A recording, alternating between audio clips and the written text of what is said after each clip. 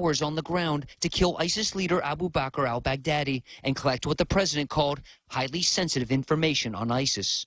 A large number of ISIS fighters were killed. Some were captured alive. President Trump called Baghdadi a coward for detonating a suicide vest with 3 children next to him. Baghdadi was killed in northwest Syria's Idlib province, home to al-Qaeda. No U.S. Special Operations Forces were killed or injured during the raid. At the Pentagon, Lucas Tomlinson, Fox News. A rare moment of bipartisanship after Baghdadi's death. We have to take this moment to thank those that put themselves in danger. The decision was a good one, and this is a guy that was responsible for the deaths of so many Americans, so many innocent people. Democratic Senator and presidential hopeful Amy Klobuchar and Republican Senator Lindsey Graham says this was a significant blow to ISIS. The president's been determined for a very long time to bring Baghdadi to justice, and I want to compliment him and his team for bringing about a result that I think is a game changer in the war on terror. President Trump is set to address a meeting of police chiefs in Chicago on Monday, but city officials aren't rolling out the red carpet. The police superintendent says he will avoid attending the president's speech because he doesn't support the administration's immigration policies. Mayor Lori Lightfoot says she won't meet with the president either. America is listening to Fox News. Did you know that home loan rates have plunged again? Would you like to take advantage of these lower rates to help lower your monthly payments? Refinancing doesn't have to be for another 30 years. It can be for 10, 15, or 20 years. It's up to you. Reduce your monthly payments. Pay off your loan earlier. At Bank Pacific, where we're open to closing your loan in a hurry. Bank Pacific, where others put branches, we place roots. Equal housing lender. Credit conditions apply. Chili's Grill and Bar is now open at the second floor of the Two Sands Plaza. Hi, welcome to Chili's. Come and see what the buzz is all about. Grab your friends and savor their sizzling fajitas, big mouth burgers, and fall off the bone smoked ribs while sipping on their world famous Presidente margaritas. Treat yourself to an elevated experience at Chili's and feel why they're like no place else. Now open on the second floor of Two Sands Plaza. Together, we Chili's. California Democratic Congresswoman Katie Hill resigning by tweet on Sunday, writing, "This is the best thing for my constituents, my community, and my country." She was under an ethics investigation for inappropriate relationships with congressional staffers. The longest-serving African-American in congressional history has died. Former Michigan Congressman John Conyers passed away in his sleep. He was 90 years old. He served in Congress for 53 years before resigning after allegations of sexual misconduct. And an overnight shooting in Texas kills 2 people. Fox's Karen McHugh reports. Over 700 revelers, many dressed for Halloween, were at an off-campus homecoming party of Texas A&M University Commerce in Greenville around midnight Sunday. That's when chaos erupted. A gunman shot and killed 2 of them. 14 others were injured as the shooter made his escape. Authorities are asking the parents of those students who were there for help in finding him. I really beg them to get their children to give us information about this shooter. We need to get him off the street as soon as possible. Hunt County Sheriff Randy Meeks, police believe the suspect may have had just one target in mind. Karen McHugh, Fox News. A group of mothers in Mexico uncover a mass grave with at least 42 bodies. Fox's Marcus White reports. The mothers made the discovery near the resort town of Puerto Penasco. That's about a 3-hour drive south of Phoenix. The women are known as Searching Mothers of Sonora, and they investigate burial sites to find missing loved ones. The group is made up of relatives of missing people and was formed due to unsuccessful police investigations. 2 of the bodies were decomposed. Some of the bodies were discovered late last week, and others were found over the weekend. Marcus White, Fox News. The World Series will go to a Game 6 in Houston on Tuesday. Houston Astros beating the Washington Nationals 7-1 on Sunday. Jessica Stone, Fox News. Water. It covers nearly 3/4 of our Earth. From vast oceans to millions of rivers and streams, we're all concerned with protecting our world's water. But none is more important than the water you and your family drink and use throughout your home. A Connecticut water treatment system can improve your water so that your family is using the best water in the world. Connecticut, for refreshing ideas on water. American Water Tech. a passion for improving lives through better water. We understand what matters to you because at Docomo Pacific, we're a family too. With the Now Family program, mom, dad, and kids stay connected on the latest devices the whole family can enjoy. For just $155 a month, get 3 lines with 30 gigs of 4G LTE data each, and endless use of your favorite apps without affecting your monthly data bucket. Add more, get more, save more. Docomo Pacific, better together. Some conditions apply. Tall Tales with Bob Klitzkie is brought to you by Bank Pacific, banking on the Pacific for 65 years. Welcome to Tall Tales with Bob Klitzkie, the only show on talk radio where common sense is a lot more common. Phone lines are now open at 888-TALK. That's 888-8255. And now, The Point proudly brings you Tall Tales with Senator Bob Klitzkie. And now, sitting in for the vacationing Bob Klitzkie, here's Daryl Taggarty. A well-regulated militia being necessary to the security of a free state, the right of the people to keep and bear arms shall not be infringed. Welcome to Tall Tales for Monday, October 28th, 2019. I'm Daryl Taggarty, sitting in for Bob Klitzkie. He'll be back before Thanksgiving, so stay with us here, and we'll go ahead and do what we can in the meantime. And thank you very much for tuning in this afternoon. Whether you're tuning in on 103.3 or on Facebook Live or on YouTube. Happy to be with you this afternoon. Lots going on. Don't have anything for Second Amendment to bring to you right now, but a lot of editorials over the weekend and critical issues. So we're going to just jump straight into Zami Ikatni.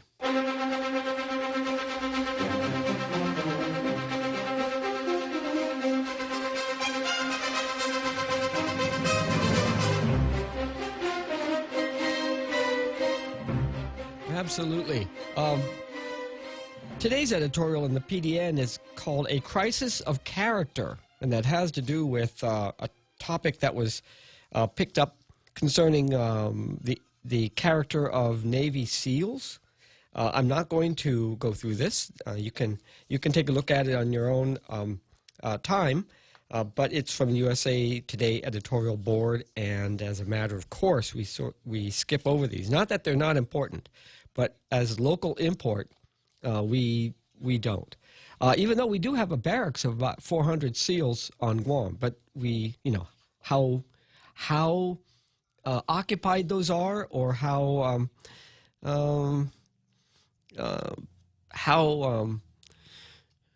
whether we get Section 30 money from the occupants, we don't know. That's okay. Okay, they got to do what they got to do. They got their mission, we got ours, right? And so I'm going to skip that one. However, what happened here? Oh, there it is. Yesterday in the PDN, the editorial was eliminate all forms of leave. Elected officials don't have set work hours. And then on Saturday, the editorial was, what's the holdup? Guam needs to cut waste, improve sustainability. So I'm gonna go through those, and we're going to take a look at the Guam Daily Post editorial for today, use surplus to improve schools.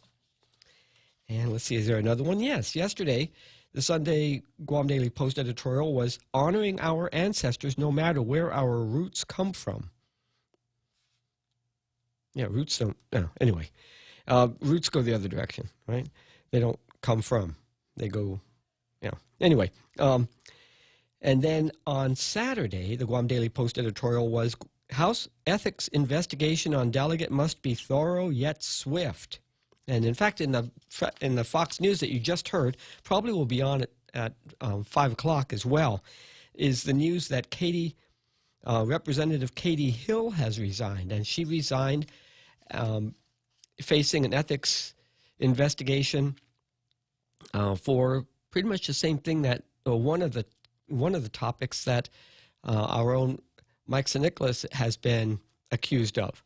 Of course, nothing's been proven or decided yet, but we'll be discussing that as well. So basically, I've got 5 editorials to go through, and let's see how we can do, because these are all really important, and we'll examine why. Take a look first at the PDN editorial. Eliminate all forms of leave. Elected officials don't have set work hours. And that's from the Pacific Sunday News on page 10 from yesterday. Lawmakers need to expand the work started in 2005 and eliminate all forms of leave, annual leave and sick leave for all elected officials. In 2005, then Speaker Mark Forbes said annual leave is unnecessary for elected officials because they don't keep set work hours. He wrote a law that ended annual leave for senators. There's my pen. It was restored in 2007 and resulted in senators of the 29th legislature collecting a total payout of $91,130 for unused leave, with most senators saying they took no leave, receiving the maximum payout of $7,020. In 2013, annual leave for senators again was eliminated, and the ban was extended to the governor and lieutenant governor, who also had been cashing out thousands of dollars at the end of their terms. But senators left the annual leave policy in place for other elected posts: mayors, vice mayors, the public auditor, and the attorney general. And that decision continues to cost taxpayers.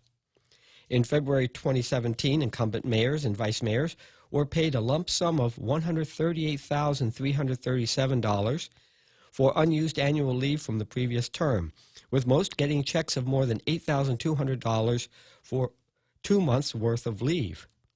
But elected officials don't have set work schedules or even minimum requirements for working. Once the oath of office is taken, elected officials could just sit back and do nothing until being removed from office. And mayors, in fact, often put in many more hours than the 9 to 5, 5 days a week schedule. There is no overtime. And the decision to apply annual leave to some elected positions caused problems for Public Auditor Benjamin Cruz. He was denied a month's pay after leaving Guam for medical treatment and being told he didn't have enough leave to cover it, even though the law states the public auditor's compensation, quote, shall not be diminished. Cruz's salary is set by law at $100,000 with no minimum requirements for his work schedule. Elected officials are supposed to be public servants who choose to run for office not to collect a paycheck or benefits, but to serve and lead the community. That's why it makes sense to eliminate all leave for all elected officials. This is interesting because the increase in the salaries for the positions was predicated on the amount of work that's being done and the hours that are being kept. And it's true. They don't sign leave, and they don't have to take leave even for medical reasons. They're going to get paid because by virtue of their position, because they were elected and installed into the position. And so the compensation for the position is supposed to be sufficient. Even those mayor's salaries of $70,000 was predicated on the number of hours they do put in. Nobody disputes that. It may be that you will dispute why you have to have someone working all those hours to do those things that they're doing, since those are administering laws, which is the executive branch function, and they shouldn't have to directly provide those services. Those services should be coordinated, but administered and provided by Public Works and Department of Agriculture and Public Health and even the governor's office, but not the mayor's necessarily. There just needs to be some point of contact or an office for doing registrations, for the ministerial duties, such as taking residency, because it's required in other parts of the law. So I really like this editorial. I really do. Where's my blue pen? Where's my blue pen? Hang on.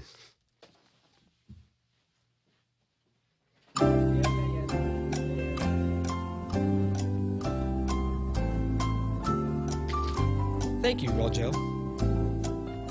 Yeah, I'm going to go through these pretty quickly today because there's so many of them. But I'm going to go ahead and get right now down to it and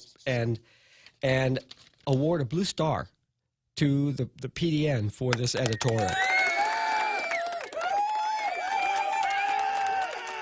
They cover the subject. They don't leave anything out. They go broad. They give you reasons. And yes, there's a problem. But these are what the legislature is supposed to be doing. This is the kind of work the legislature is supposed to do.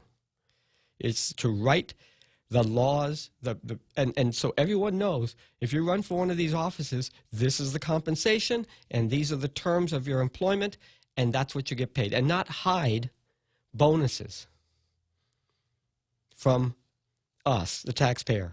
Also, why are we handing out bonuses when the money is needed for real service? Not just their personal service. That's already covered in their salary. So thank you very much, PDN, for your editorial for yesterday, Pacific Sunday News.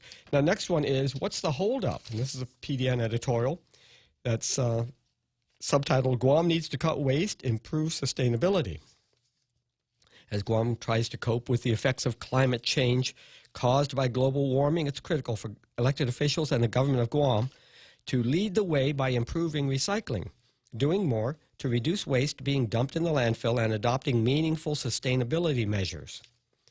A company called 24/7 Wall Street, using the World Bank's What a Waste global database, reviewed municipal solid waste generated minus municipal solid waste recycled or composted per person per day, and found that Guam ranks number 7 out of 137 countries. Well, they recognize us as a country.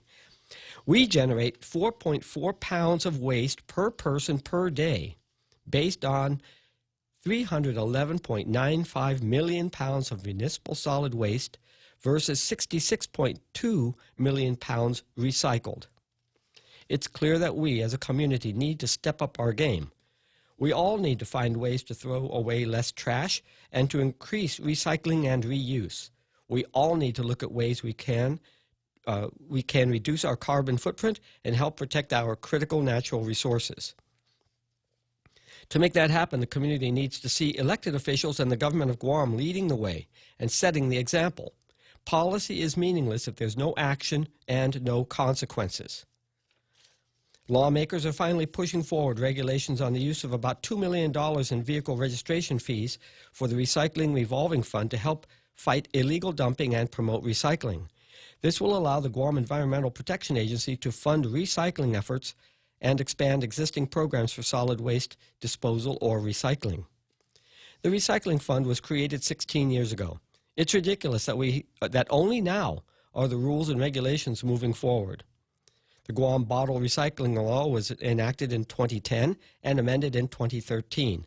It still hasn't been implemented. The government has a zero waste plan. It obviously hasn't been implemented. There needs to be a major change in attitude and action on reducing waste and implementing sustainability practices. That won't happen to any significant degree unless elected officials lead and start making substantive policy changes and follow through with the measures so they are implemented and enforced. And that needs to start happening immediately. What's the holdup? Pacific Daily News editorial for Saturday, October 26. I can't even add anything to this. It is self-explanatory. And it's complete. The government of Guam has a plan. I know, when I was director, I was asking, so how do we do this?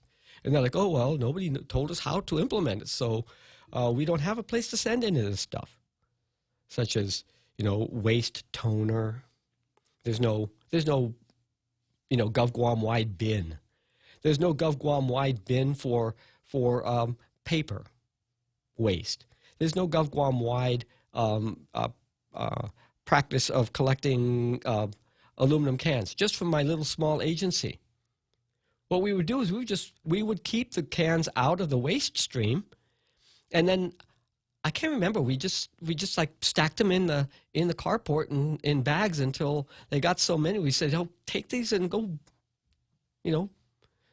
go fund your boys, football team or something."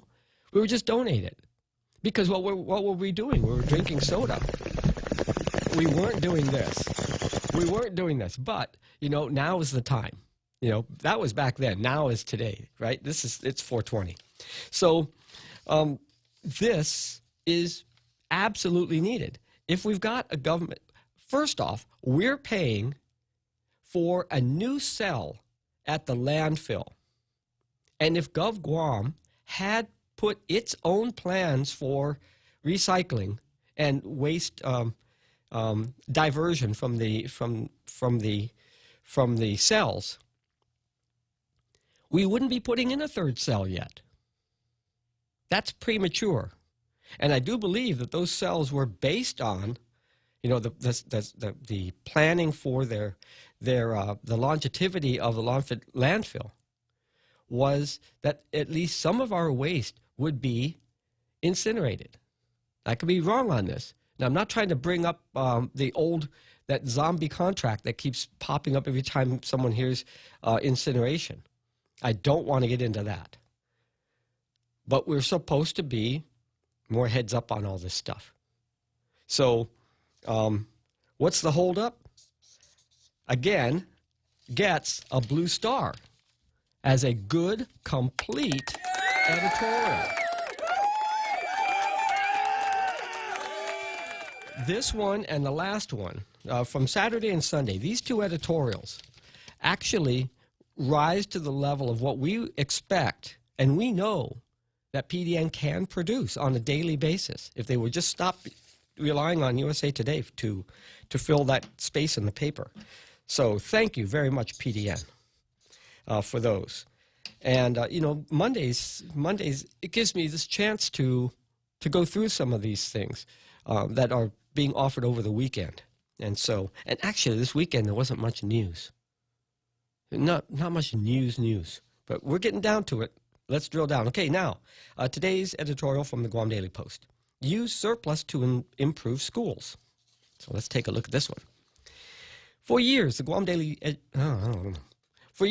Department of Education has been appropriated funding for part of its operations from the Territorial Education Facilities Fund, which is funded by property taxes. And for years, the amount collected has fallen short of what's expected, leading to as much as $15 to $18 million in accumulated shortfalls. DOE officials have said this means the schools chronically pay vendors late for books, air conditioning repairs, electricity, and cafeteria services.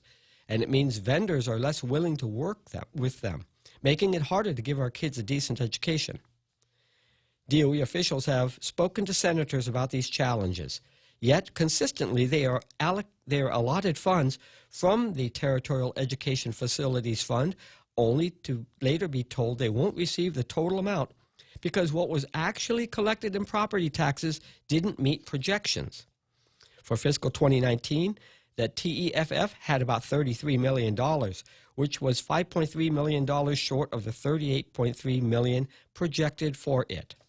The Guam Daily Post asked the governor's office if ADLUP will be stepping in to help DOE pay off its overdue debt of more than $2 million. ADLUP said it will, quote, work with GDOE to manage cash allotments as best we could. Most of GDOE's funding comes from the general fund, into which business and income taxes are paid. And GDOE receives allotments for those appropriations, but these are separate from the TEFF. And the 2020 budget includes items that will likely rise in cost. For example, utility costs continue to grow. And the employee increments and reclassifications, which were frozen in fiscal 2019, are required to be paid this year. Superintendent John Fernandez warned that the chronic underfunding means that fiscal 2019 austerity measures would roll over to 2020, which means that our kids won't have the textbooks they need and projects to make schools safer and healthier won't be completed. And while we're extremely hopeful that the most recent promises to repair or replace Simon Sanchez High School soon, we will to remind island leaders that there are 40 other public schools, some of them older than Simon Sanchez High School and also decrepit, and that about 29,000 other students also have tolerated bad conditions for far too long. If there is a $27 million surplus that Adelup has been bragging about, lawmakers must make good on their campaign promises to prioritize our children and their education. And I'm going to take a whack at this because it's a big issue. There are 4 points that were raised, but they weren't pursued. Maybe they're going to be pursued in subsequent reporting, but they were not. I haven't seen these. 1, explain the real estate tax shortfall. How can projections be so far off year after year after year? And you realize the legislature is accepting these projections year after year after year and writing them into the budget bills, taking them as realistic projections. Yet they're short. So how can the projections be so far off? Is it because of real estate tax forgiveness or tax holidays? Or some policy changes like, build a road in Harmon? And why is it so far off? And why don't the people who are doing the estimating know what the projection will be? How can they be $5 million off in a year? That's a lot, like 15% or something. Hang on, Joe. I'll get with you in a minute.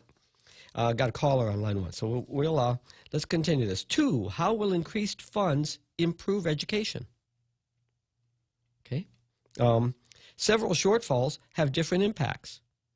Increments alleviate recruitment and retention, but have less impact than capital facility replacement plan. When a full budget and complete allotments keep Guam DOE in the same place it was when funds were squeezed, well, that's not improvement. Got to consider that too. They get all the money they need, and then they're still in the same spot. 3, if DOE was shorted $2 million what was authorized in 2019, then the surplus is $25 million, not $27 million. Because it was authorized to be spent. Just because the fund was short, they authorized DOE to go out and spend the money. It becomes an obligation of the legislature if the revenue realized from that one fund was short. It means that you're supposed to take from the surplus and slide it over there to pay for the other obligations that the legislature passed in the budget bill, and that vendors took on good faith of the government that it was going to cover these expenses. DOE doesn't administer the Territorial Education Facilities Fund. It is administered by the Department of Revenue and Taxation. That's why you get the shortfall. So let's define, can the Guam Daily Post do a better job of drilling down to define the so-called surplus? 4, other education agencies were shorted in 2019 as well. All of the above applies to UOG and GCC and perhaps even to the charter schools. So how much surplus is there really? How much, quote, improvement to education can we expect from the, quote, surplus? How much political credit do we voters gift to elected officials for distributing this, quote, surplus among the various priorities that they shorted in the first place? This editorial does not help readers think through the topic billed in the headline. Use surplus to improve schools. So I'm not going to award it a star. It says, use surplus to improve schools. But it doesn't talk about the surplus, and it doesn't talk about the improvements. And it doesn't even talk about education generally. So what do you have? We don't have anything. I'm going to get back to this after the break, but no star for today's editorial. It's 4:30. I'm going to take a little break here, and you can too, and we'll be back in a few moments with more Tall Tales. GRMC's cardiology department treats most complex heart problems. In our catheterization lab, cardiologists use imaging equipment to treat clogged arteries that can cause heart attacks or heart failure. We perform balloon angioplasty, stenting, and other life-saving cardiac procedures. If you suffer from a heart condition, have your provider refer you to GRMC's cardiology clinic at 645-5500. GRMC, where patients are partners. Tall Tales with Bob Klitzkie is brought to you by American Water Tech, a passion for improving lives through better water.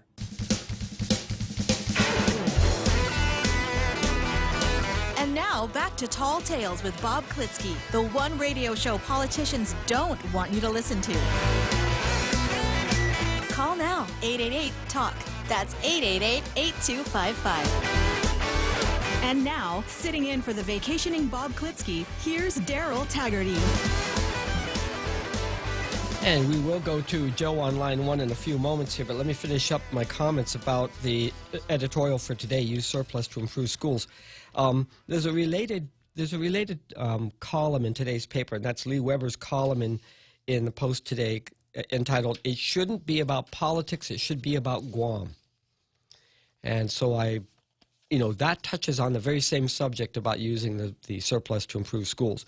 Also, another related story in the Post today as well, GDOE looks to solar to help school maintenance. And in the story it says Guam Department of Education could have started on solar 5 years ago. And they were projecting the savings of $5 million a year in utilities. And John Fernandez is standing up in front of the government accountants and receiving an award for his accounting, for his management. Where are the priorities? If you know already you can save the money, then why not save the money? And would the savings actually go to maintenance? Really? It might have gone to the increments. This is how you have to read the news and not just eat it and swallow it, and accept it for its flavor. And the reporters really have to step up their game so that people don't just get a little bit here and a little bit there, as if it's unrelated. It needs to be better integrated in the stories. The stories can be more, or if you want to do investigative reporting, that would be welcome. But this piecemeal, only, discrete data points, and then not helping the public to integrate the information, is not really helping things around here, folks. Online comments have been, let's see.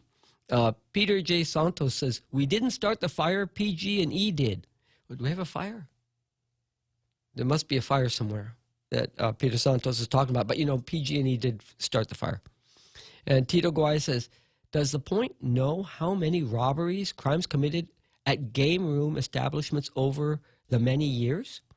And I had responded to him online, and this is, we don't have reporters or news files here at the Point for reference.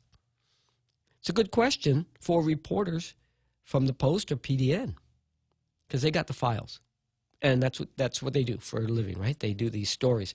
And that's a good example of having a game room robbery and no reference to how many game room robberies there have been over the years as they do their statistics roll out, or they will refer to if somebody who's charged was charged with game room robbery like the year before, right? They'll mention that.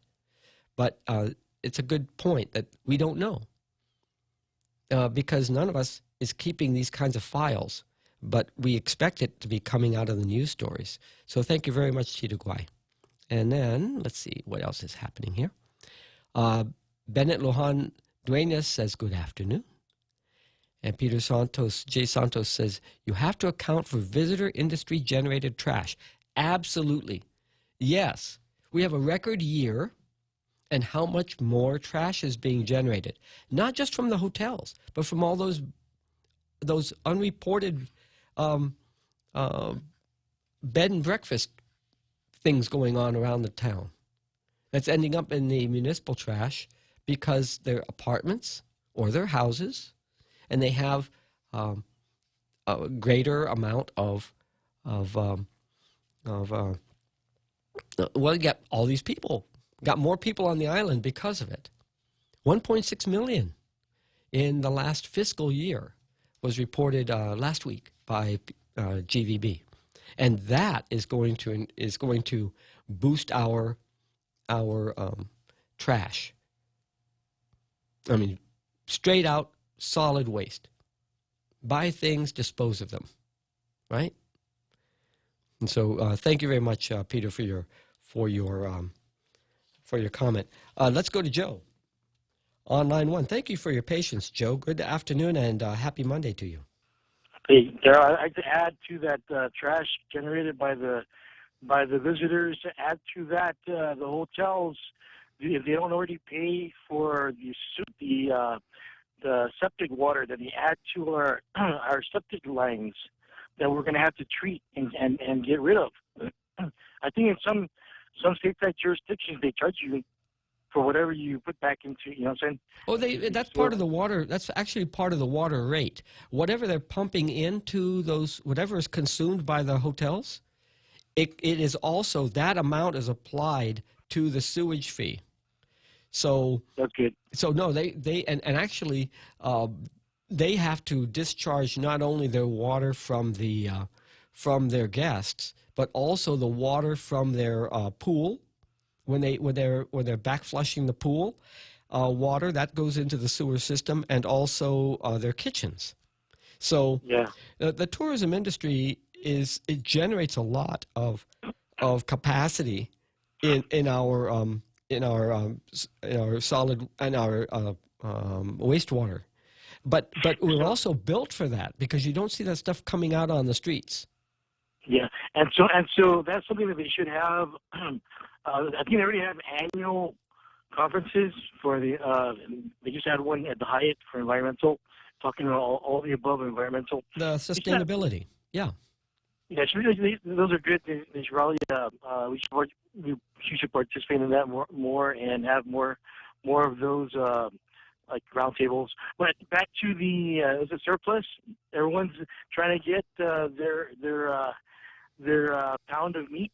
Yes, good way to put it. So I would suggest, though, Darryl, that it's an issue of leadership. That first, I'm going to start out by saying I'm going to go back to the homeless, especially those with mental impairments. Mm-hmm. These are our people. We need to be looking out for our people. If we can't be doing that, that's a strong indicator, like a barometer. To me, it makes a strong case for independence, so we can get our act together. If we're going to be depending, Darryl, as a kid, I read about this in the history books, how Native Americans are complaining because they're made really dependent on the Uncle Sam, the federal government. They're getting out of shape. They were not eating their traditional foods, and all the above. They're not looking after each other. It's not as communal based anymore when you're just an individual getting a handout from Uncle Sam. So I couldn't really imagine the implications of that until we start seeing it here on our island, that we're so dependent, and not only that, the requirements by the federal government tied to whatever government programs, that you're not going to get this federal funding unless you raise the drinking and smoking age to 21, that sort of thing. Yeah. And so, we need to have our leaders look really carefully. What are we giving up? Someone was in the news saying, I think it was one of the radio personalities, we shouldn't give up our right to whatever was privacy or not to be searched or whatever. Yeah, there's other rights too, like, what are we giving up? We should do a study and analyze that in the mid and long term. What are we giving up? What did we give up? What do we anticipate? What did not anticipate?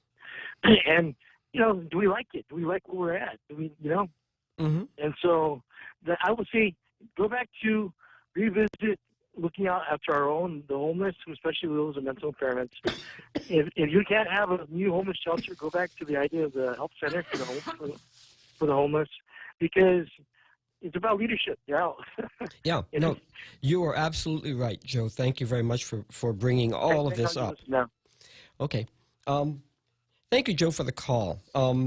You're right. It is about leadership.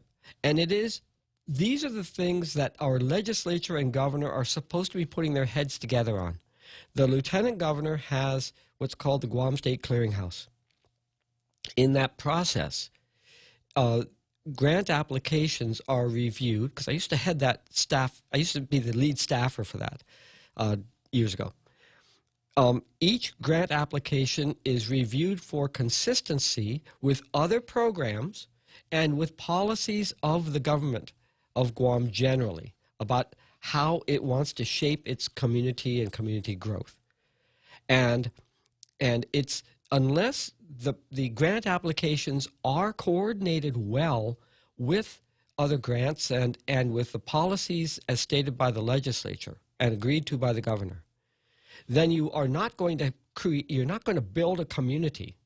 You're just accepting money and throwing it in there and allowing the downside of accepting the grant unchallenged, and that is not healthy.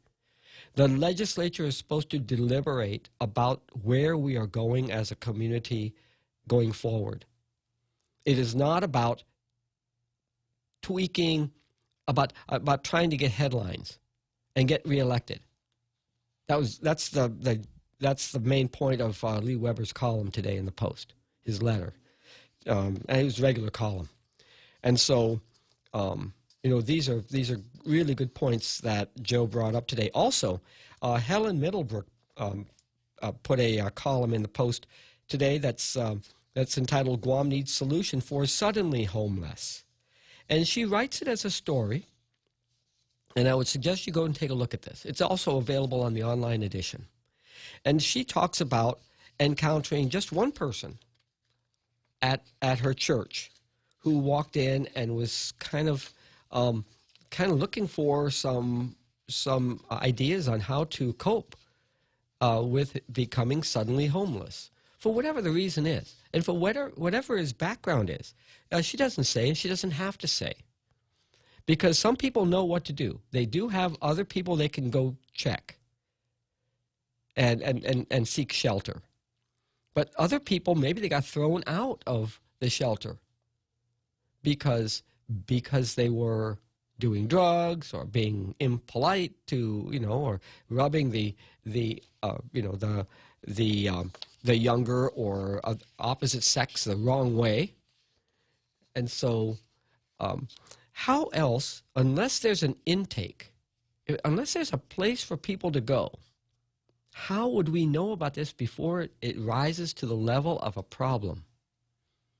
If there's a place for people to go to get ideas and referral and whatnot, when they run out of options, we might be able to get ahead of the curve on crime, drug abuse,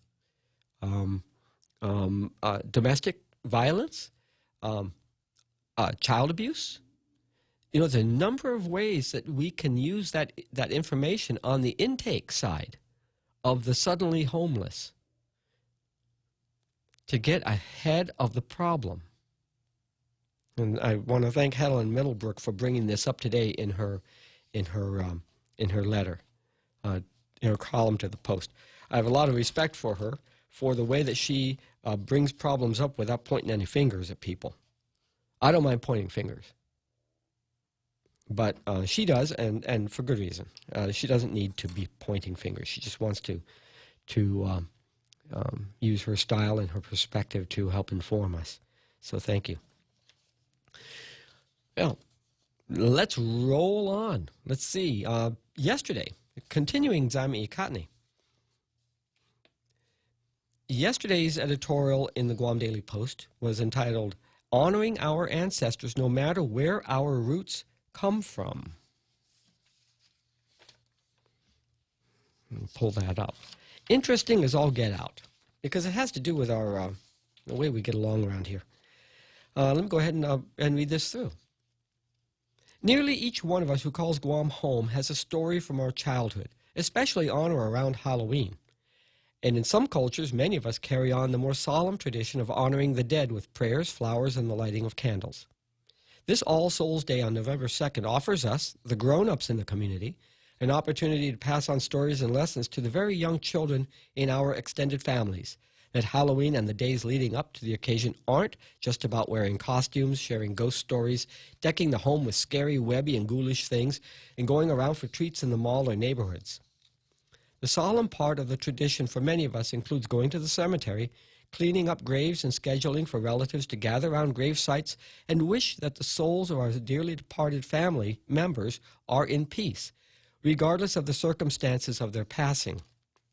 All Souls Day for our predominantly Catholic community can be a good opportunity for the young children in our households to hear more stories of who and how our ancestors lived and what their triumphs, sacrifices, and moments of laughter mean to us. These stories could offer our younger relatives a chance to inherit more oral family histories that they, in turn, can keep and maybe even take as a lesson to be better as people. In addition to dusting off those Halloween decorations and costumes, let's pull out the photo albums of our departed elders, read old letters or books, and watch period movies that tell of their time. There were hardships in World War II, the challenges brought on by the Vietnam and Korean Wars, and tough times during the Great Depression when people stood in food lines. There were early years of the Middle East crisis when people stood in gas lines. There were times when people died without the chance of getting healed by modern medicine and health care we now receive. There was a time when families who were geographically separated by great distances of land and sea didn't see or hear from each other for years or entire lifetimes because the technological tools weren't there. Yes, Halloween can be a lot of fun for the kids, and families that have big plans around Halloween don't have to lose the fun atmosphere. But we also should seize the opportunity to honor our ancestors. We can pass on our elders' stories as a way to connect our younger generations with the past, hoping they'll pick up some inspiration and lessons from the days when respect and a sense of quiet dignity were the norm. Those were the days when brashness, selfies, and bragging on social media weren't a thing. Traditions from the good old days are missed, and our youngsters can find value in learning about and from the past if they knew more about them.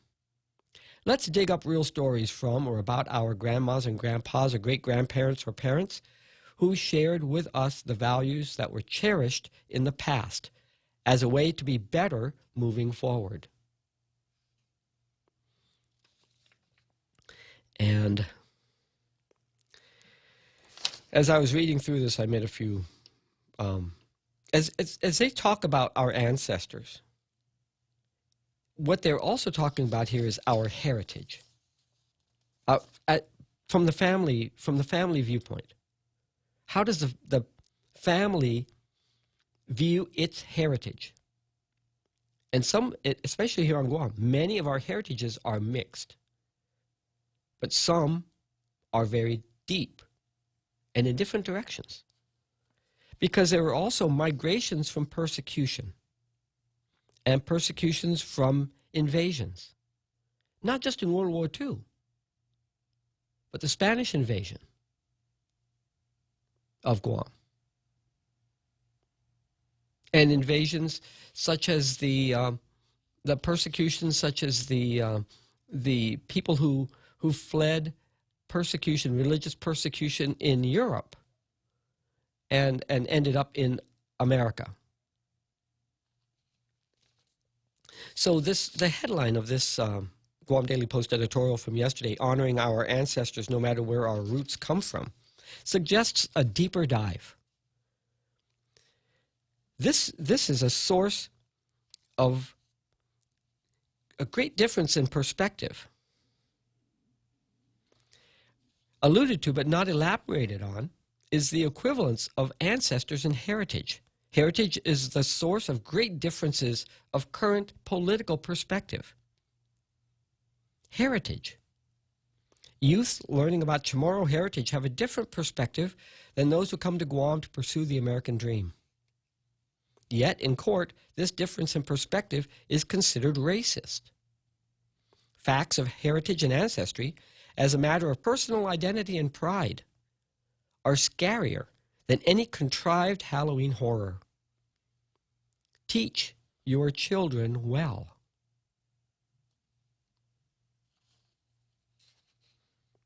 Consider this, and this is something I've been saying over the years, and that is that the current interest in the Chamorro-only vote for political status, even though we know it's not binding, is a matter of pride. And who's passing this down? The same parents and grandparents to the children. And it's more visible now than it was 30 and 40 years ago. Where do you think this is going to end up if we don't give it a dignified outlet of expression? Now, I'm going to bring this back up again, coming up in another couple of days, because now Robert Underwood and Ken Leon Guerrero are tangling horns. Dave Davis is still there in the news today, peeing on perspective, on lawyers who are arguing the case. And at some point, we're going to have to get this resolved.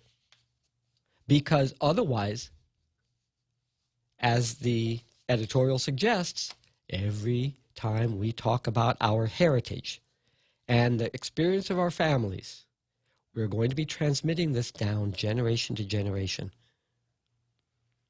And it doesn't bode well for our future.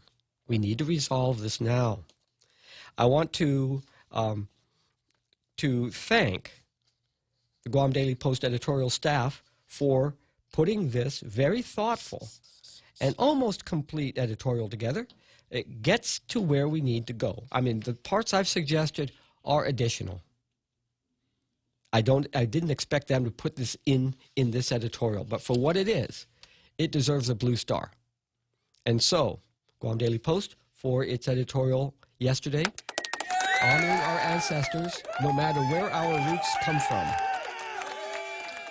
deserves and gets a star. And it's time to take a break here. And stay tuned. We'll be back with more Zami Ikatni right after this. Hulu is all your TV in one place, plus more. Watch thousands of hit shows, movies, and award-winning Hulu originals for only $5.99 per month. It's TV without the cable contract and the freedom of on-demand streaming. Get current network shows from ABC, CBS, NBC, and Fox, and binge-watch every season of your favorite cable shows. Premium Hulu viewing is brought to you by Proline Automotive and AB Sports, Guam's store for Nike. To advertise on Hulu, call Choice Digital at 989-0042. In life, we all have the ability to make a difference, to make an impact on someone's life. As we look around us, time never stops, but we are filled with endless moments of gratitude. The art of giving is incorporated in so many different ways. At Guam Gift Baskets, we want to be able to express your gratitude and love to those who you care about. Show your appreciation with a gift made with love this holiday season. Visit our website at guamgiftbaskets.com. See the smiles, touch their hearts, feel the experience. Tall Tales with Bob Klitzkie is brought to you by Bank Pacific, banking on the Pacific for 65 years.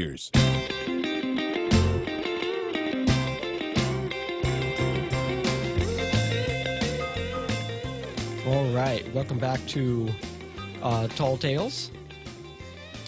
Let's continue with Dami Cotton. Got one more here. May not be able to get it all in before the top of the hour, but let's try it out. And that is the editorial from the Guam Daily Post on Saturday, the 26th of October. House ethics investigation on delegate must be thorough yet swift.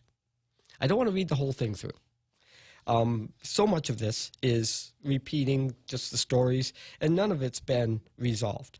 But I am going to take a couple of excerpts, and then I'm going to make my comments. Whatever the outcome of the U.S. House Ethics Committee investigation into Guam delegate Michael St. Nicholas will be, we hope its findings will be thorough and reached quickly. The alleged improprieties are serious and, it appears, also traceable. With technology to retrieve phone calls and text messages, social media conversations, bank transactions, and travel documents that are at issue in the complaint. Guam needs the fate of St. Nicholas and the U.S. Congress known as swiftly as the investigation process can possibly allow. We hope for the investigation's outcome soon. The Guam voting public and St. Nicholas deserve a fair outcome. Those just the excerpts from the editorial. The parts I really want to talk about here. Coming up in about 5 minutes, you'll be able to hear it yourself. Representative Katie Hill from the U.S. House of Representatives just resigned her seat, being faced with the same allegations of sexual relations with a staffer. That's in today's news. So that's coming up in just a few minutes, about 4 minutes. More to the point of this article, or of the editorial and the whole issue. The House of Representatives is the sole determinant of the qualifications of its members. Being elected is just one qualification. They don't have to seat someone who doesn't meet their ethical standards. Did Mike St. Nicholas violate House rules? Perhaps. We'll find out, okay? And yes, this is political. Do Democrats in the House want to associate as equally, quote, honorable with somebody found to have violated these particular rules? Do they want to be accused in their home districts during the next campaign of being tolerant of such behavior? This is where a factoid in another Post story is germane. Quote, under ethics probe, delegate doesn't intend to take leave. That's in the Post today. Take a look at that article. Roll Call, periodical covering Congress for Congress, reports that Mike St. Nicholas voted in the Committee of the Whole just 47% of the time. Just 47% of the time. Overall, he's missed 138 of 259 votes so far, Roll Call reported. That particular vote is from a rules change under the Democrats to allow territorial delegates to vote on the floor with the full House, symbolically. But it is Mike St. Nicholas's opportunity to show his support for the Democratic leadership and his colleagues. While these missed votes may have nothing to do with us on Guam, it directly reflects Mike St. Nicholas's behavior as a colleague. The ethics probe places this question before the House. When the facts are in, the decision will be political. Do they want Mike St. Nicholas as a colleague? I might even mention that his closeness with the Republican leadership on Guam, the Republican Party of Guam and the Republican leadership on Guam, is a political factor that's going to come in to this. And it is entirely possible, entirely likely that some of our elected leaders who are from Democratic Party ranks may have already told the House leadership about this. And Mike St. Nicholas has not been hiding the fact that he relies heavily on Republican support. And this is not a problem. This is not an issue with us here on Guam, because anybody elected to that single seat to Congress needs to have the support of Republicans. And so I'm not complaining about this, but the colleagues in Congress are going to look at that as a political factor. And yeah, we want to have this resolved quickly. Maybe in the next couple of days. It's 4:59. Time for me to take a break here. Go to our halftime show and also listen in on the Fox News at the top of the hour. Do stay tuned. I'll be looking forward to being with you for the next hour right here on Tall Tales.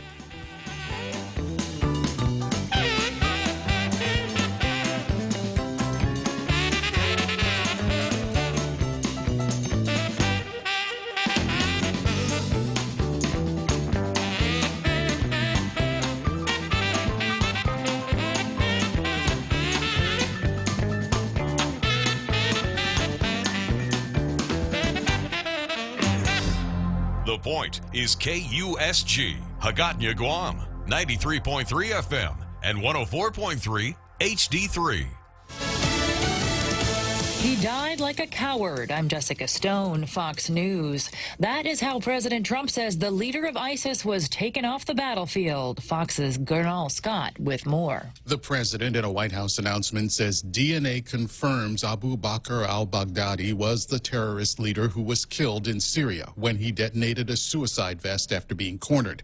The president called this kill bigger than the death of Osama bin Laden in 2011. Osama bin Laden became big with the World Trade Center. This is a man who built a whole, as he would like to call it, a country, a caliphate. The president thanked several nations, Russia and Turkey included, for their support of the operation. He says al-Baghdadi died like a coward and that no U.S. personnel were hurt in the operation.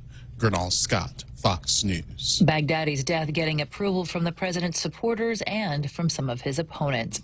House investigators in the impeachment inquiry of President Trump set to depose a former White House aide, but he's asking a federal court to intervene. Fox's Garrett Tenney. The heads of the three House committees leading the impeachment effort are again slamming the White House for obstructing their investigation. Former White House Deputy National Security Advisor Charles Kupperman is scheduled to testify Monday, but on Friday asked a federal court if he should comply with the subpoena or follow President Trump's direction to assert immunity. In a letter to his attorneys last night, the heads of the Intelligence, Foreign Affairs, and Oversight Committees called it, quote, an obvious and desperate tactic by the president to delay and obstruct the lawful constitutional functions of Congress and conceal evidence about his conduct from the impeachment inquiry, and warned Kupperman that he could be held in contempt if he doesn't appear. On Fox News Sunday, Democratic Congressman Eric Swalwell said any efforts by the White House to block testimony only help build their case against President Trump. America is listening to Fox News. Rain.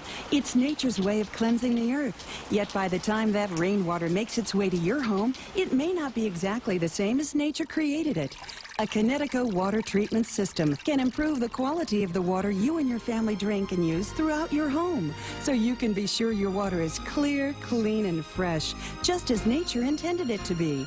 Connecticut, for refreshing ideas on water. American Water Tech, a passion for improving lives through better water. Mescla Chamorro Fusion Bistro brings you island hospitality with a true taste of modern Chamorro cuisine. A bistro look that feels like home. Their menu features local and traditional flavors with a twist. From their famous Kelaguen Hoffa to fresh ahi poke salad and their award-winning barbecue ribs. Mescla takes your favorite local dishes and serves them with extra flair that you'll only find at Mescla Chamorro Fusion Bistro.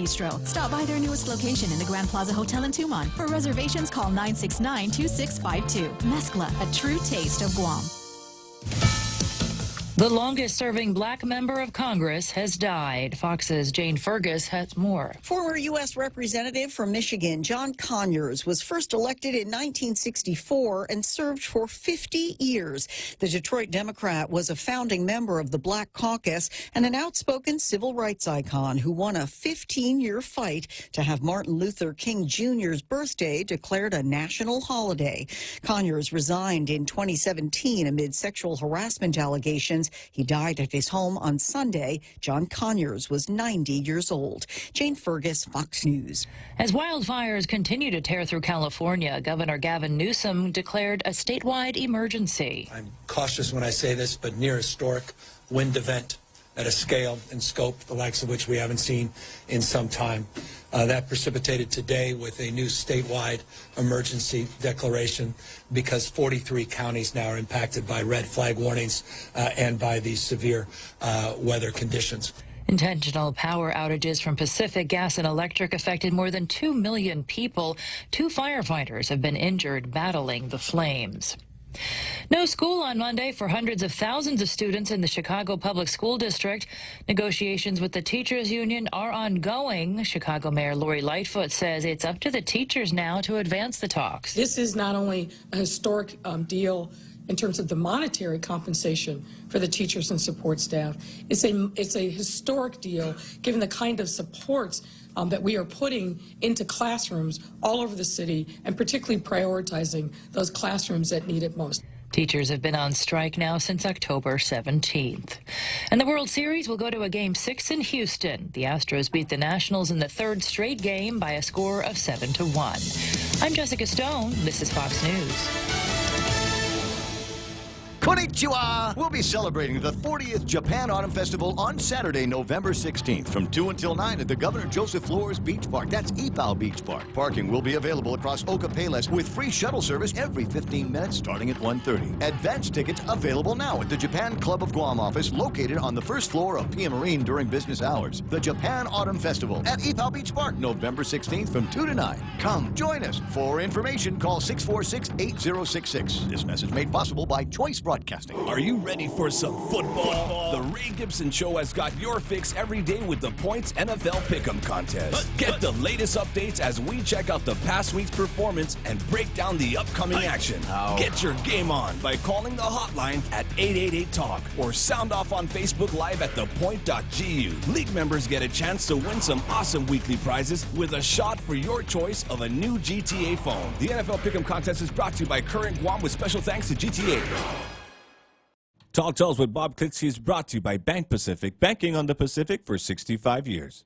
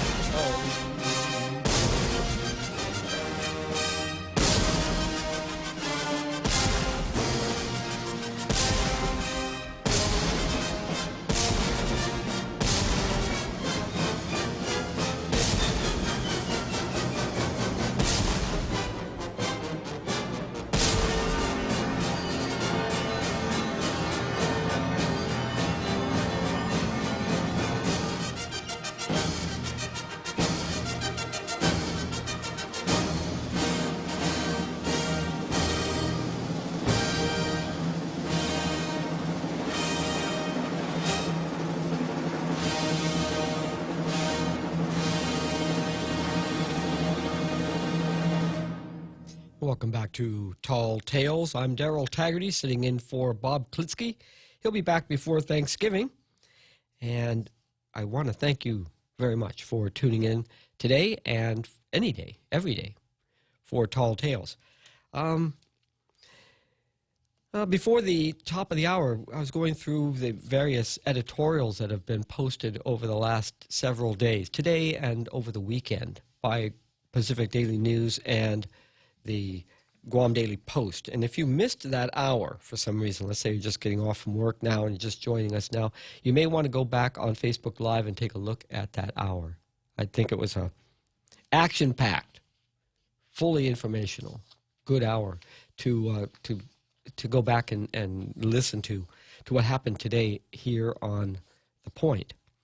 I got a comment here during the break from Jose Martinez.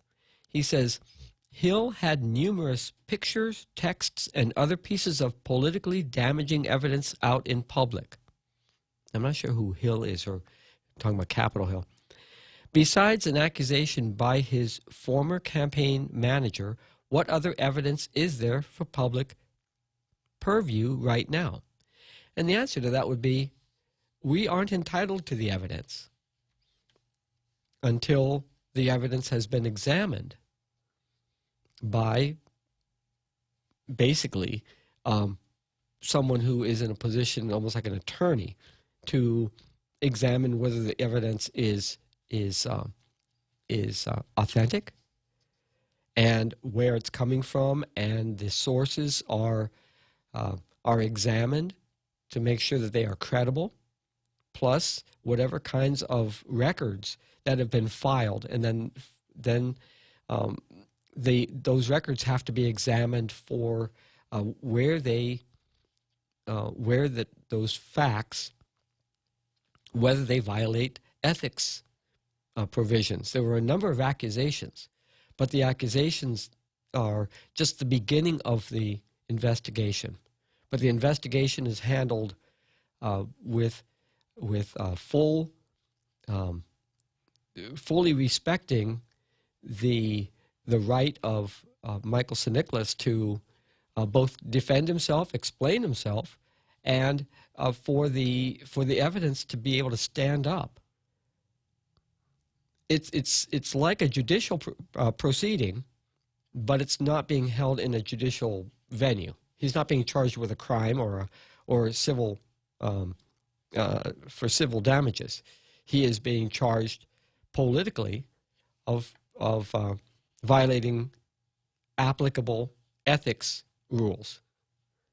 And then when the information has been completely examined and that report goes to the ethics committee will state whether they consider recommending that the matter be dropped as not having merit, or to be referred to the whole House for either censure or removal. And it is up to the House. That is the procedure. And I'm, okay, let's see. Jose Martinez says, I'm talking about leaked photos that the Democratic representative who is under fire right now. I'm not referring to official evidence in front of a committee. Rather, there are photos or text of other items in public regarding leaked stuff. Leaked stuff doesn't matter. That's just tickles. Somebody's trying to tickle the public. That might become evidence. And I'm not really concerned with being tickled. I am very concerned about the possibility that our elected delegate is going to be booted out of Congress by his Democratic colleagues. That is my concern, because that's a huge black eye to Guam, to the voters of Guam, to elect somebody that is so easily found to be violating ethics rules. Not that any of this has been proven. So I'm not even concerned about what might be circulating on social media or wherever. I don't care if somebody's standing on the corner by Chief Kapoor handing out photocopies. It really doesn't matter. That stuff could be doctored. It can be photoshopped. It can be, there's all kinds of things that can be done to fake evidence. That's why there's an investigation, so that it is examined, and to be fair to Mike Nicholas, that we don't jump to conclusions, and that the evidence is the evidence there. And it's not the political here, it's the political there. So I hope that helps. Let's see. He continues here. I'm taking a look at the new comments. Yeah. For some reason, okay. And now I can get down to it. Jose Martinez says Representative Katie Hill. That's right. Katie Hill she just resigned because she said, it's in the best interest of her constituents and the process and the House of Representatives that she resign. That was her decision. I don't know what the time frame was, but I guess as long as the Ethics Committee doesn't have to consider Katie Hill anymore, they're going to turn their sights on Mike Nicholas, because that's the next order of business.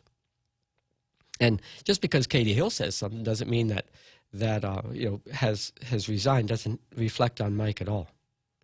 That's up to him and up to the evidence. And then Jose Martinez continues, sure, but it's still just hearsay. Yeah, what you and I are talking about now is hearsay, except the part where I'm talking about the House process. That's not hearsay. And that they have taken up this matter as a formal complaint is not hearsay.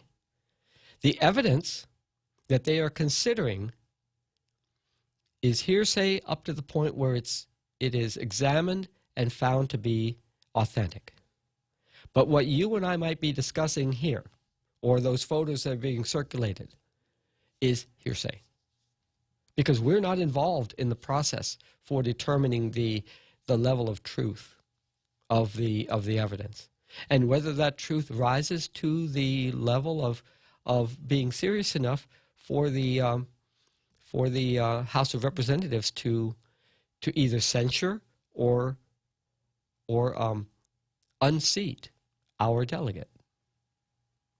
And that's where I'm trying to go with this. But thank you, Jose, for participating here in this online with your online comments on Facebook Live.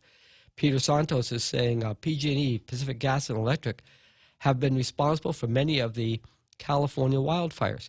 Now, perhaps, I think they happen anyway, but they found that last year that that PG&E facilities had been responsible for that big fire up in Northern California.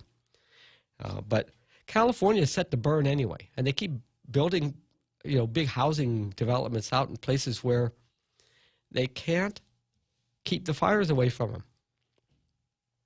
They can't respond fast enough. It's dry there.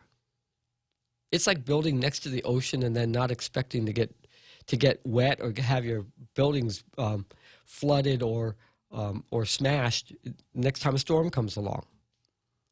We build in increasingly marginal areas, whether it's fire danger or coastal inundation or mudslides. It happens everywhere.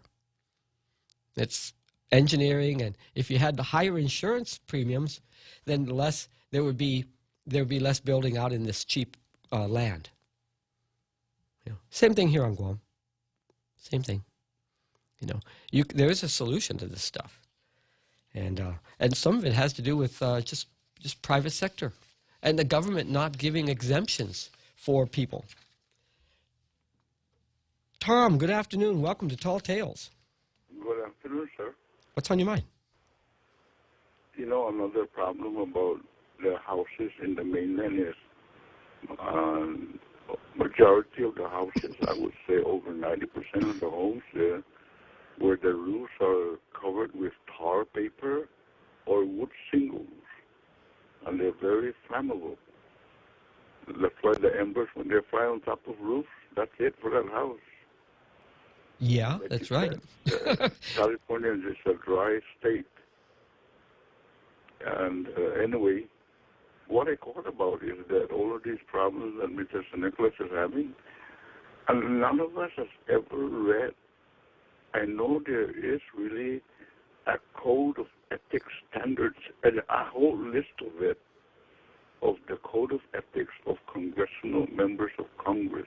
And members of Congress, I don't know why stuff will work there, but members of Congress should have a written document. Oh, yes, there is. Of conduct. It's given to them. It's given to them, handed personally to them in their orientation. The first meeting that when before they're sworn into their first term. Well, I was there with Robert Underwood. It is a brick. I agree, but just supposing that Mr. Nicholas was misinterpreting that, misreading that, maybe what he's saying. This is not true, but I'm just saying that what if it says that no sexual relations or no womanizing in the office of Congress or while on duty? Because I don't know what's so wrong about when you're off duty and when you are in a bar or something like that. What's wrong with having, a girlfriend or an atagma or something like that? I would like to read that part about sexual relations with staff members. Well, let me give you. I don't know the actual standard. I would like to read that document. Well, let me give you an example. Some years ago, I worked on the Hill, and members of Congress were pretty much open about just harassing or assaulting staff members, whether it's their own staff members or other staff members. I have a personal experience with a congressman who invited us to a party at his office just before recess. So the building was getting emptied out that night, and some of the Senate congressmen who stayed back to finish up. They had meetings late in the day. Were having little parties in their office, and there was a list of them. And this one congressman invited the girl from the elevator operator. It was real nice. I had a date to take her out that night, and we were invited. He invited her to a party that he hosted? Yes, in his office. It was like a little cocktail party at the end of the day. And so we went there. My question is, does that constitute sexual harassment?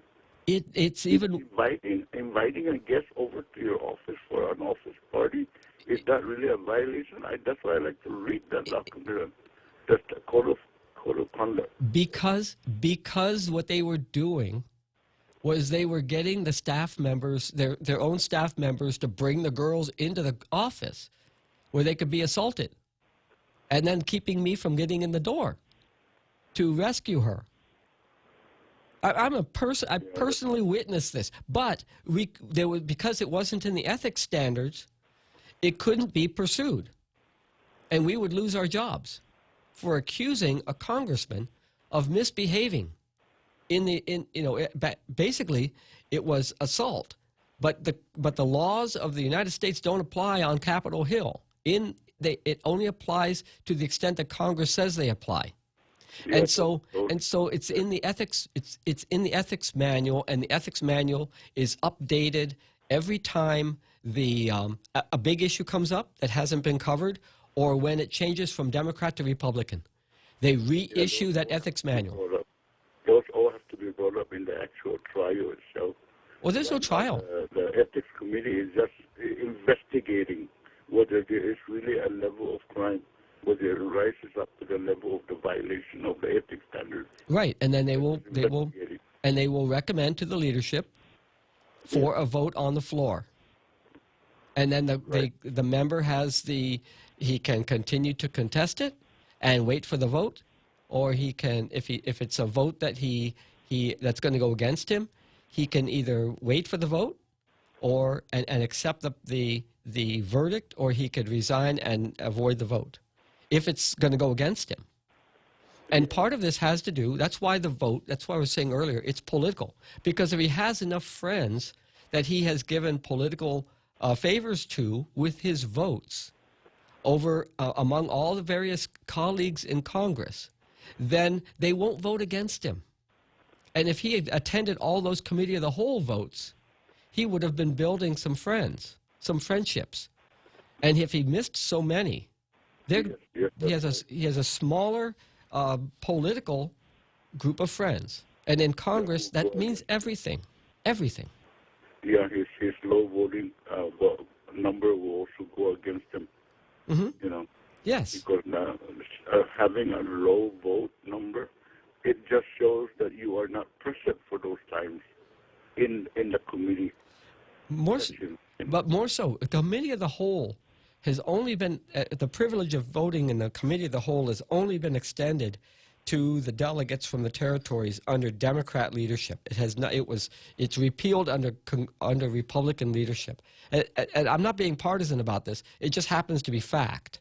And so, when the Democrats took over the leadership of the House this term, they reinstalled that feature from a previous Congress when the Democrats were in charge. But if he doesn't show up to vote, when Mike Nicholas doesn't show up to vote, then he is turning his back on that vote that is available for him to participate in, that moves the participation of the people of Guam forward in the business of Congress. And if he doesn't show up to support somebody's initiative, somebody else's bill going through, because the committee of the whole vote is the one that says this is how many votes you're going to have when you get to the vote on the floor during session. And if he doesn't go there, then that means these people said, he didn't even bother to show up for my bill. Screw him. That's the process before the full House debates on the bill, right? They have to first receive the evidence from the committee as a whole, whether this bill is justifiable, whether they can debate on it, whether, it can go through the process. You've seen on C-SPAN that they have a vote on a bill, right? Yeah, sure. Yeah, but that's not the committee of the whole. That's not the committee of the whole. That's a vote. That's the vote of the Congress, of the House of Representatives. But the committee of the whole is the preliminary vote, where you know that you have enough votes. And that's the more important one, actually. The second one is just the formal vote. And so, that this is something that it may be symbolic, but our single delegate is a symbolic representation. And so he's there as a symbolic delegation of one, because we don't have 2 senators and the number of representatives according to our population. So it's important, but he's just blowing it off.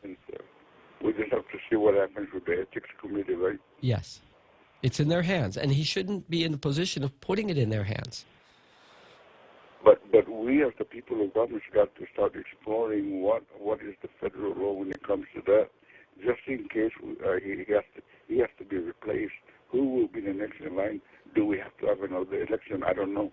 Well, I think that if they do it right away, before 1 year, if they do it before 1 year before our election, then we can have there's either an election or there's an appointment to fill the seat, and that's according to our own law, and whatever is squares with the rules of the Congress. Yeah. But we won't have a vacant seat, but we might have to have a special election to fill. And I haven't looked that up, but that it's there. As far as the financial part of the charges against Mike St. Nicholas, those may have to do with the actual filing requirements. And those filing requirements are explained at the beginning of the candidacy for a federal seat. And it's the same for all congressmen, senators, presidential candidates. There's a procedure, there's reporting documents, and it's a specialized area of law and accounting to make sure that your entries meet the definitions for those entries. And if his accuser is as familiar with the process as he would be because of his position on the campaign, then this could be probably the worst part of it, not the sexual relations part. But the sexual relations part is more sexy, it's going to count more in the campaigns of those congressmen who have to vote on censure or removal. All right, buddy. We'll talk to you later. Thank you very much, Tom, for the call. That was Tom, and here is Carl. Carl, welcome to Tall Tales. Hey, Daryl. Hi. Good afternoon. What's on your mind today, Carl? Yeah, I just wanted to comment on a couple of things. Before I get into Delegate St. Nicholas, I'd like to comment about that PG&E issue. I have a friend of mine that lives in California, and once in a while he posts some comments about what's going on. What my understanding is that what we're seeing now is actually kind of something that's been building up for a long time because of legislation that was put through in Sacramento to discourage, well, not discourage, but to make it, I don't know if it's the right word, is illegal to clear away dry brush, in order to keep the areas pristine. And some of this stuff was around, high voltage lines, and it caught fire. Well, this was something that said that there are some things that are not being brought forth. I've also read that PG&E was, quote unquote, encouraged to invest a lot of money toward a renewable approach to power, and that some money that should have gone to safety processes was siphoned off to this area. I'm just going based on what my friend has said. He said some things are not really being brought forward. Sacramento is trying to point fingers completely at PG&E, not that they don't have any responsibility, but they're trying to escape some responsibility that falls to them as well in how they just legislated the forests. And, some of this is being pegged on, the climate alarm situation.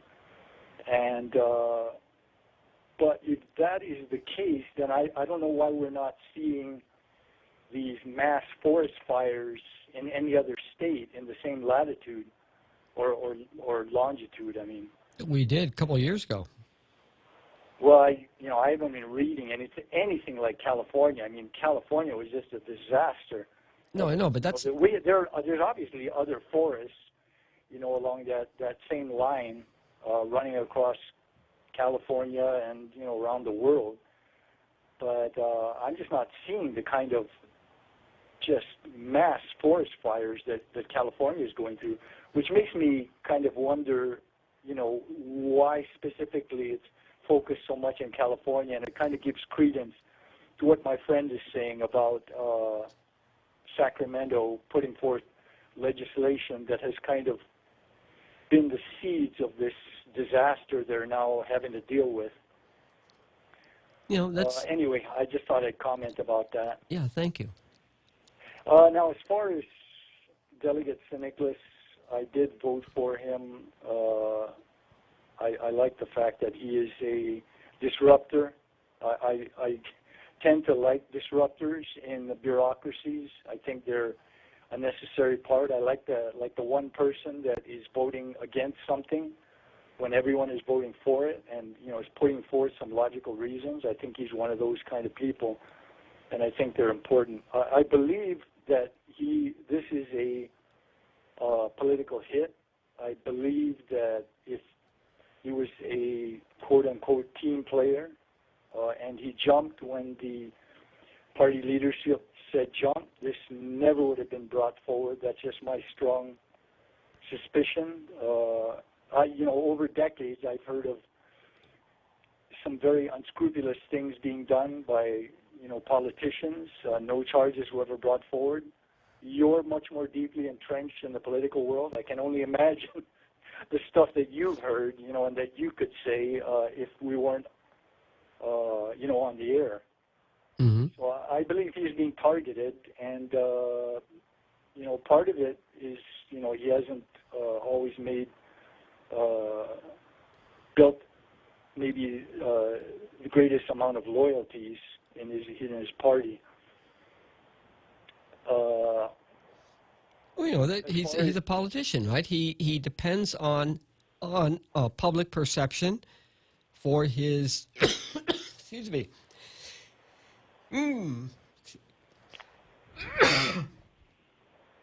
There we go. This is his occupation. He rises and falls on the basis of political perception and support. Whether he does, a stellar job and can't get the word out, or does nothing but get such great media press that he's just he's viewed as a wunderkind. He's a wonderful, gleaming, shiny new boy. Representing Guam. Either way, it's public perception. And if he incites opposition, like he did in the legislature when he was a member of the legislature, wanting to be a black sheep, building a reputation as a black sheep, and then going into the congressional campaign, using that as a kind of a badge of honor, poking his eye poking his finger in the eyes of his Democratic colleagues, and taking positions that they agreed behind closed doors, not to be so rough on each other on some of these topics, but he wouldn't play. And so what did he expect? And this is it's a political arena. Chris Chip on Facebook Live comments goes into this a bit. Anything you say about the problems he's in, if there were no facts there, and this is where the investigation will drill down. If this stuff is just a political hit and there's no substance behind it, they will clear him. They will say, I'm not necessarily saying that it's made up. It may be true and it may be not. But I believe if he was a team player, if he jumped when they told him to jump, it never would have been brought up, true or not. Oh, that's right. He would have been defended as a member of the club. It would have. He would have been. He's not a member of the club, and so he is being targeted for elimination. As far as my perception is. Now, as far as political perceptions, I believe you're correct that he has ruffled some feathers, among his. No, he didn't ruffle feathers. He poked the eyes. Yeah, but as far as the voters, I mean, I voted for him, and I tend to vote Republican, and I voted for him because I never would have even noticed him if he didn't differentiate himself. And I think what we saw with the minimum wage bill is an example of what we have when everybody kind of high-fives each other as we march merrily off the cliff. Yeah. And there's not even one person that stood up and said, no, this is a bad way to raise wages. There are better ways to do this, and give a logical explanation. And it was very, very disappointing because I think it was a golden opportunity to be different and to differentiate yourself. But everyone just kind of locked arms and walked merrily, and that's the last thing I want to see. I like to see vigorous debate and people defending their positions and giving their reasons for why they have a stand. And I'm just not seeing it. I'm just not seeing it. And you're the one that brought that idea up of the scissors. That's your metaphor, and I think it's perfect. Yes. And that's what I love to see is two sides fighting and debating. Really debating it out. Yes. And I just didn't see it, especially on that issue. I really wish. Oh. Do we have a break? Did we miss a break at 5:30? I extended it because the conversation was going on. This so is really occasionally good. extend it. Yeah, thank you very much. I wasn't watching the clock, but you're right. You're right, Carl. We do need that debate so that we can get these issues clear in the public's eye. I didn't think that we had enough debate on that minimum wage bill. I thought that those who were opposed to it should have brought up better information, better arguing, better points. But who in the legislature was willing to stand up for it? You got two sides. You got the Democrats and the Republicans. But what was the final vote? Yeah, that was very disappointing. So I would have liked to have seen at least one person stand up and oppose it and explain why it's a bad way to raise wages. And if they had good information, compelling information, then they could have done so. But it wasn't provided. And so that's why. It couldn't. It works in theory. It wouldn't have worked politically. And these folks are trying to build. Break, Darryl? Should I just hold on, or should I call back? Or no, hang on. I still have another caller, but let's complete. Let's give you some time to finish your thoughts on this, unless you're done. Maybe a couple of minutes more after we come back. Okay. Let's take a break here, Real Joe. Let's go to our break and come back with Carl, who's on line 2 after this. Want 10% off your next flight to the U.S.? Now through October 31, receive 10% off select United Airlines flights to the U.S. when you purchase your ticket with your United credit card or United Mileage Plus credit card from First Hawaiian Bank. Use promo code FHB019 when booking your flight. With a travel sale like this, you could wake up to a different sunrise in any part of the U.S. Visit FHB.com/United Fair Sale 19 to learn more. Terms and conditions and restrictions apply. First Hawaiian Bank, member FDIC. Tall Tales with Bob Klitzkie is brought to you by Mescla. Try their featured special for October. Taiwan-style beef noodle soup. Beef shank and tendons. Slowly simmered in a rich Taiwanese-style soy-based broth. Served over noodles with bok choy and cilantro. Available in Agana and in Tumon at the Grand Plaza Hotel. For reservations, please call 969-2652.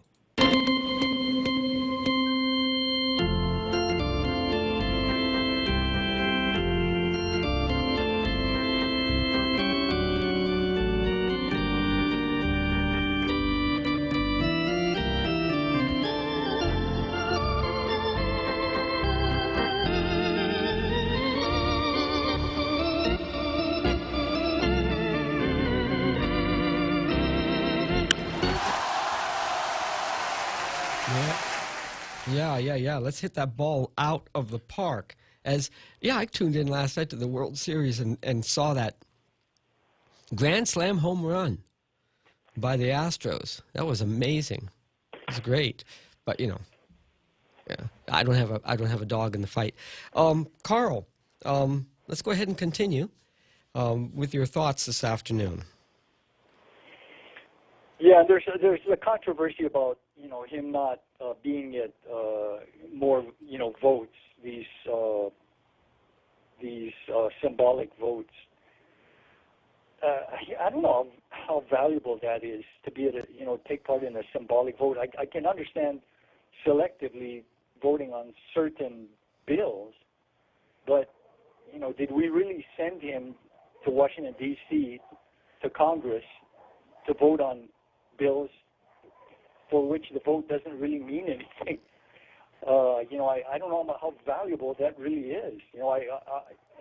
Personally, I sent him there to get done things that we have a crying need for, such as delinking the tax code, working on trying to advance the Constitution, seeking more control of our immigration laws, our labor, seeking changes in the Jones Act, all these major things. And I think that although he doesn't have a vote that counts, as far as in the floor vote, I think the most important thing he does, and Dr. Underwood has said this, and it's stuck in my mind. The most important thing, or one of the most important things that a delegate has, is the ability to log roll or form relationships to advance the policies that would affect Guam.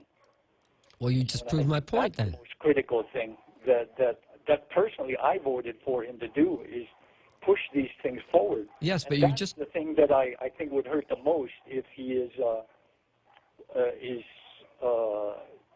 taken out of action. Is we have another setback for things that we badly need to have done for Guam.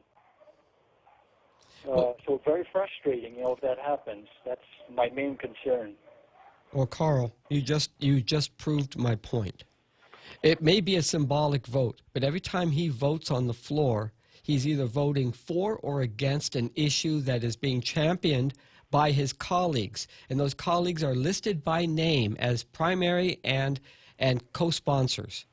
And when he votes for or against an item on the floor in the committee of the whole, he is voting, and it is symbolic because our votes don't count if it makes a difference. If they get to the vote and the vote is almost evenly split, then the House rules provide for the removal of the delegates' votes to find out what is the true vote of those accredited to vote. But otherwise, when they vote on the floor and it's not that close, it's not within 5 or 6 votes, then they are expressing support for their colleagues' initiatives or against a colleague's initiative. And so these are points in their favor in order to move their own items forward. It's like horse trading. How many you rack up? This is a horizontal game. You rack up favors with your colleagues. You vote according to what they want you to do, so that they know you're on their side on this issue and that issue and the other issue. So when time comes for your own bill to come forward, do you have their support? Do you have the support of the leadership because you showed up to vote? And that's why it's not just symbolic. That is the job, to vote. Nobody else gets to vote. No staff member goes and shows up and votes for you. You go yourself, personally, show your credentials, walk in, drop your voting card in the slot, and vote. On the floor, not just in the committee room. On the floor of the House of Representatives, and he's not showing up. That's why it is more than symbolic. It is the job. And that's why if roll call is pointing out his absence, then he's on the radar, and it's been reported not only to his colleagues but also to the staff all over the Hill. Now, on the disposition of if he's removed, his successor is going to have the same job and will have to be done the same way, whether he's Republican or Democrat, or she is Republican or Democrat. It will have to be the same job. It's the very same task with the very same people that are there right now. And so there's no setback to the issues before Guam. What would be a setback is if someone that voted for him. The bottom line is, if he survives this investigation, the bottom line, what I will look at is what he has gotten done. Personally, I won't care if what he's voted for in these these symbolic votes. That's right. What I will care about a great deal is the bottom line. What has he accomplished? If this detracts from him accomplishing critical issues for Guam, then yeah, that's an issue. If it doesn't, and he still gets a lot done, then it won't matter at all to me. The bottom line is I will be looking at his record of achievement, period. And symbolic votes, if it adds to him being able to get stuff done, yeah, fine. But the only thing that will matter to me is, did he advance these issues and get them accomplished? Everything else will be completely irrelevant to me. Anyway, Darryl, thank you for allowing me to chime in. I've been hogging it so long, and I know you've got someone else that wants to chime in, so I'll let someone else get on. Good to hear from you today, Carl. And thank you for your comments. Yeah, let's go on to Francis. Francis, you've been holding on line one. Thanks for calling. Hey, Darryl, sorry to call so late, man. Oh, well, you've made up for it in past days by calling early, so it's good. What's on your mind today? Now, there's something bugging me, man, because, I was crossover references and all this, on the little book of fraud, and I just don't see any criminal activity here when people start accusing the delegate. I just don't see any criminal activity or anything other than an ethics complaint filed by a whistleblower that had known something. So he's got his foot in some deep cockatoo, whoever the whistleblower is, because he's still innocent, man. Everything is coming at him. We're all talking about background. We're looking at exploring deception and exposure and all that, and then everybody's like starting to get to that fallout part where there's actually nothing there. There's absolutely nothing there on his part.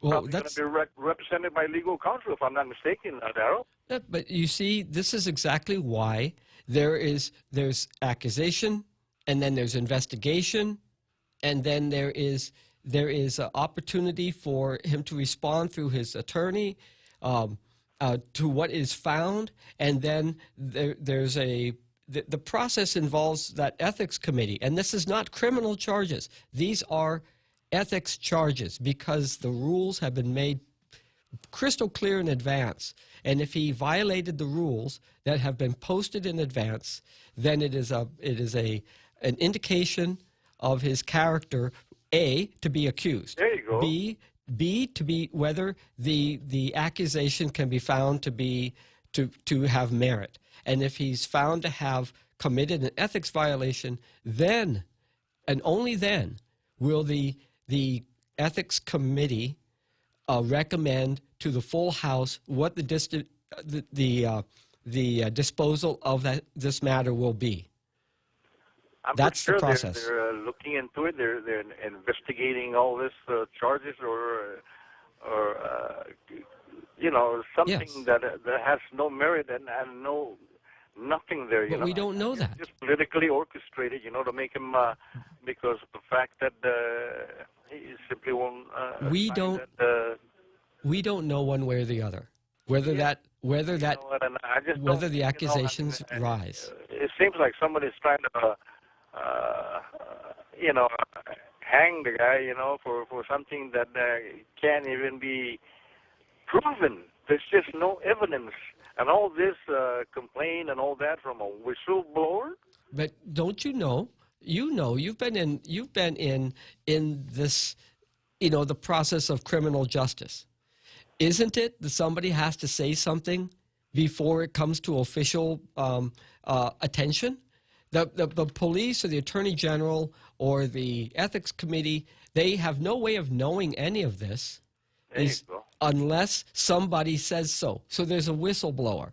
And then, even if the whistleblower's motivation is political, it doesn't matter. It's up to whether the evidence stands. And that's where we're at now. So you can't even say that that there's nothing there, because we don't know that yet. It's up to the ethics committee to investigate.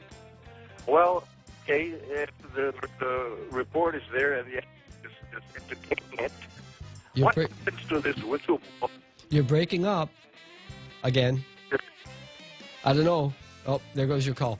Thank you, Francis, for the call. It's time to take a break here. Let's do our last break of the day, and we'll come back with Pete, who's holding on line 3. Here at APL, our core values give the company its heart and soul. Whether it's connecting your business with our global network through our newly enhanced service or investing our efforts into giving back to the community, APL is committed to serving you. We humbly honor the opportunity to find innovative solutions for you and your business. To learn more about our enhanced service, call 588-4651 or visit www.apl.com/Guam for more details. Tall Tales with Bob Klitzkie is brought to you by Bank Pacific, banking on the Pacific for 65 years.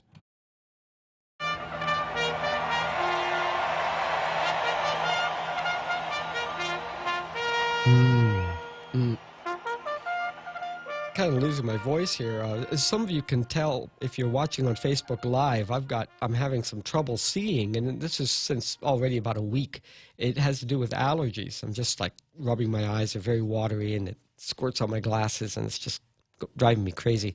I'm having a hard time reading the Facebook Live comments, but we've got Jose Martinez says participate but no impact, and yeah, that's true. Chris Chip says Congress has no ethics anymore, like what they say, like what they're doing to the President of the United States. Well, that's politics, and that's how it has nothing to do with ethics. That has everything to do with politics.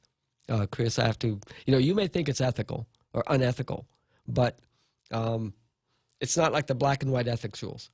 That's politics, and that's we're able to see that fly in public. Ishmael Velez says, do the risks outweigh the benefits?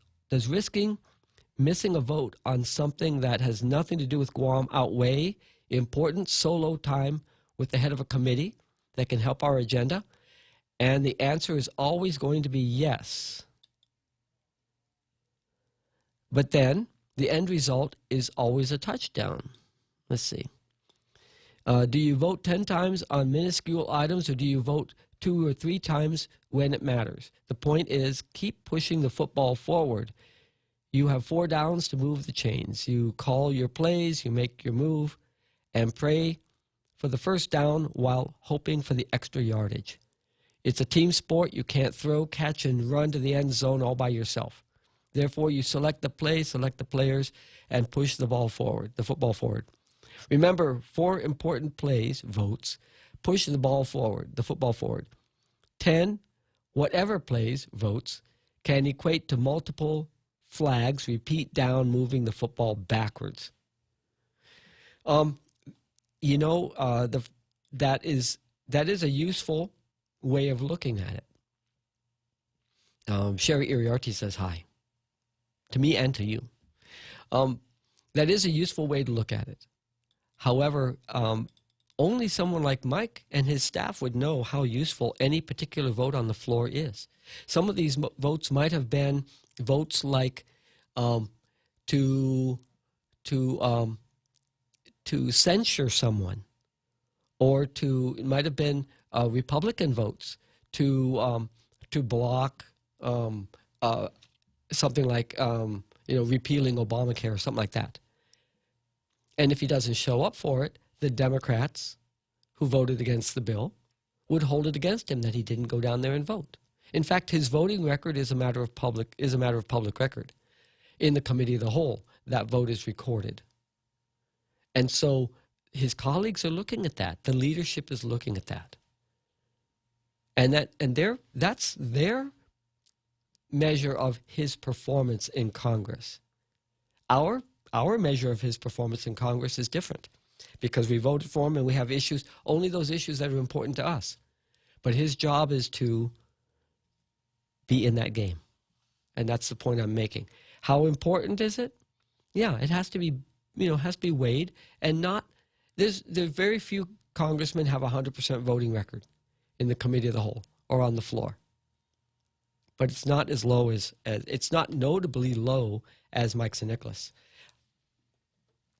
Pete, welcome to Tall Tales. Hey, Daryl, how's it going? Hey, man, it's fun.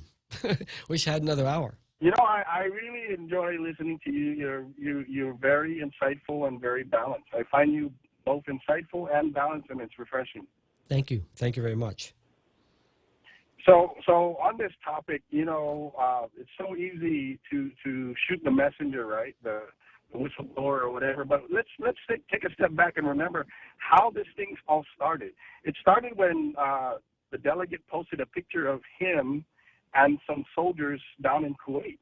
And that struck a chord or a nerve with the whistleblower because allegedly, now this is just allegations, that he was carrying this on while the husband of the girl was deployed.